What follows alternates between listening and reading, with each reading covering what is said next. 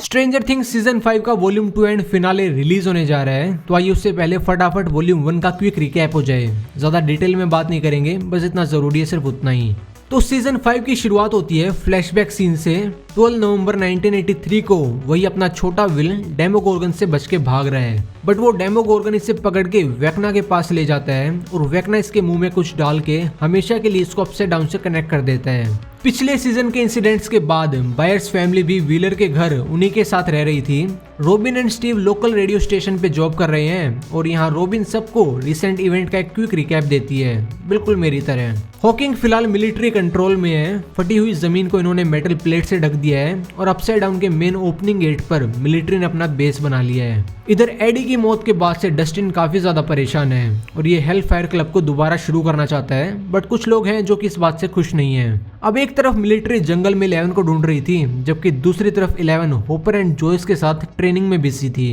अब आते हैं मरी भाई साहब पर। ये अपने मिलिट्री के लिए सप्लाई डिलीवर का काम कर रहा है और ग्रोसरी के साथ साथ ये बाहर से अपनी गैंग के लिए वेपन भी स्मगल कर रहा है। मिलिट्री के साथ कांटेक्ट में रहने की वजह से मरे इन सबको बेस में चलने वाले सीक्रेट ऑपरेशंस की खबर भी देता था। यहाँ ये इन्हें बताते हैं कि मिलिट्री आज रात अपसाइड डाउन का गेट खोलकर कोई बड़ा ऑपरेशन करने वाली है। फिर बस इतना पता चलते ये सब अपनी टीम बनाकर मिशन की तैयारी में लग गए, बट कुछ देर बाद विल को अपसाइड डाउन के झटके आते हैं। इसे लगता है कि शायद ये सब अपसाइड डाउन का गेट खोलने की वजह से हो रहा है। ये है माइक की छोटी बहन हॉली व्हीलर। इसकी स्कूल टीचर इसको एक दिन खुद से स्कूल में बात करते हुए देखती है and as we all know कि अब ये Vecna mister Whatsit Henry Creel इसके जाल में फंस चुकी है। ये इसका एक इमेजिनरी फ्रेंड बन चुका है जो कि सिर्फ इसको दिखाई देता है। इसी बात को लेकर इसकी school teacher Holly and Mike की मोम को स्कूल में बुलाती है मिलने के लिए। होली माइक को बताती है कि मिस्टर वेटसेट ने इसको डरा के रखा है, ये कह के कि हॉकिंग्स में कुछ मॉन्स्टर इसको पकड़ने के लिए आ रहे हैं।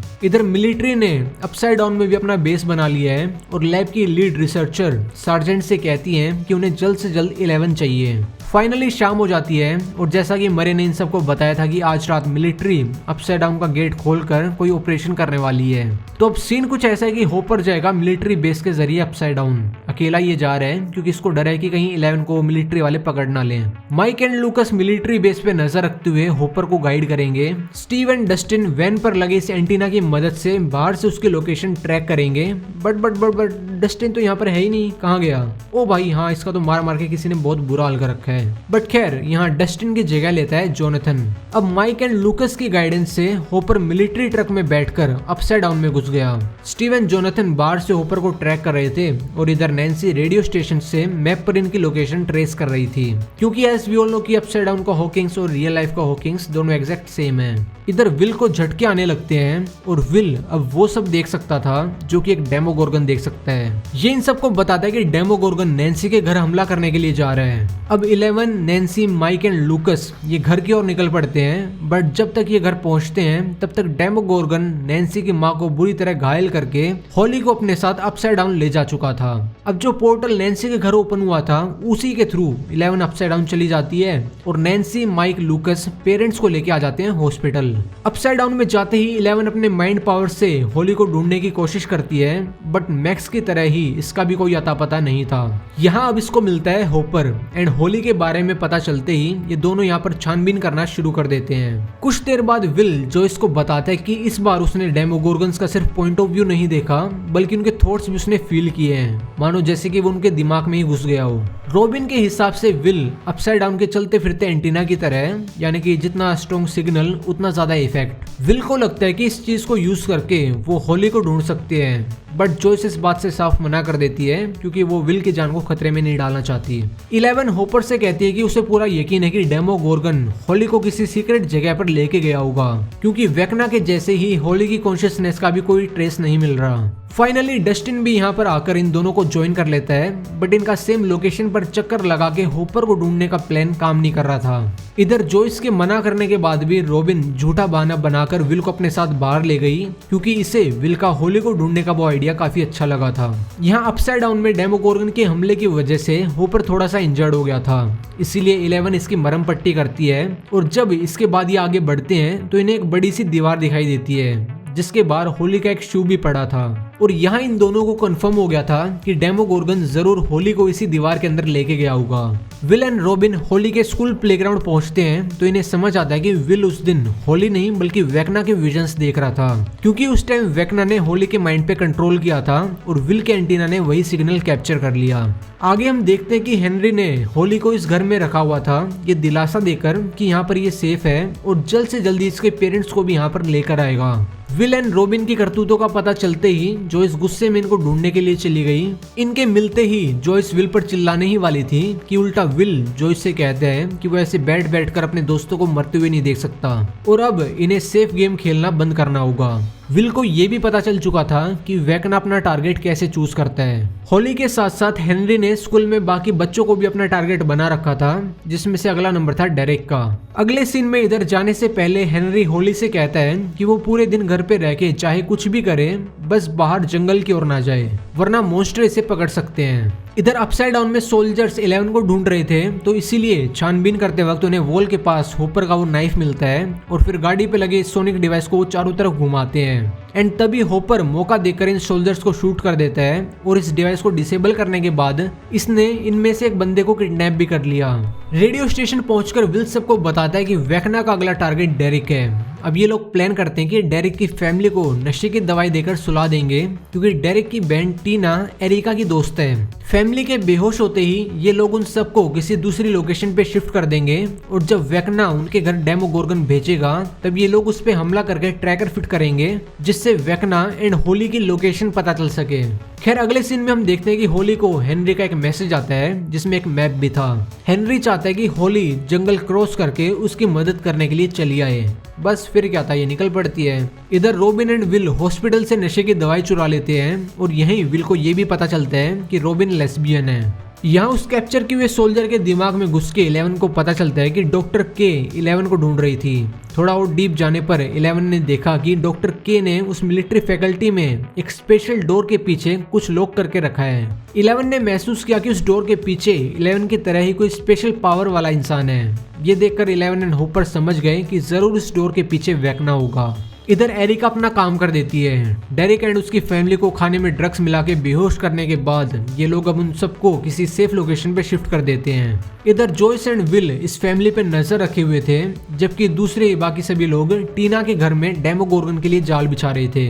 डेमोगोर्गन आता है बट ये लोग उस पर बहुत बुरी तरह हमला करते हैं। नैन्सी ट्रैकर फिट करती है और इतना टॉर्चर झेलने के बाद डेमोगोर्गन वापस अपसाइड डाउन चला जाता है। इधर ये मोटू को भी होश आ गया था एंड जैसे ही ये होश में आता है तो वेक्ना को इसकी रियल लोकेशन पता चल जाती है।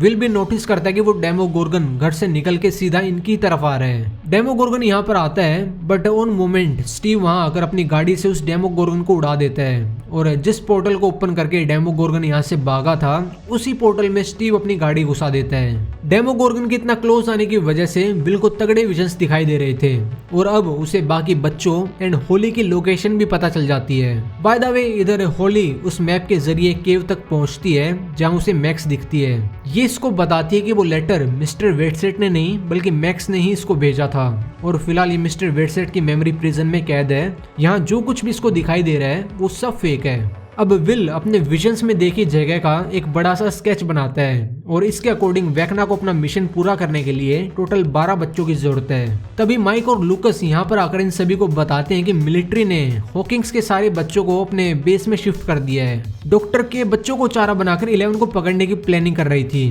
क्योंकि इसके अकॉर्डिंग इन सब के पीछे 11 का हाथ है। अब सभी को पता था कि वो बच्चे वहां पर सेफ नहीं हैं, इसीलिए उनको बेस से निकालने के लिए ये लोग प्लानिंग करते हैं। लकीली वो जगह हॉकिंग्स के टनल सिस्टम के ऊपर बनी थी, इसीलिए ये लोग डिसाइड करते हैं कि वहां के वॉशरूम के नीचे एक टनल बना के बच्चों को वहां से बाहर निकालेंगे। सेम एज का होने की वजह से डेरिक बेस के अंदर घुस सकता है और जब वो अंदर घुसेगा तो मिस्टर वेटसेट को जानने वाले उन सभी बच्चों को इकट्ठा करके वो टनल के पास लेके आएगा।